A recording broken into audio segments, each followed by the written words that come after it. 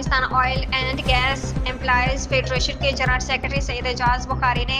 सैलाब से मुतासर होने वाले 100 मुस्तक खानदानों में खाने पीने की अशिया पर मुश्तमिल फूड पैकेजेस तकसीम के फूड पैकेजेस के लिए Nasir Mansoor general secretary National Trade Union Federation NTUF और Zara Khan general secretary Pakistan Home Based Women Workers Federation HBWWF ने खसूसी ताउन किया था। फूड पैकेजेस में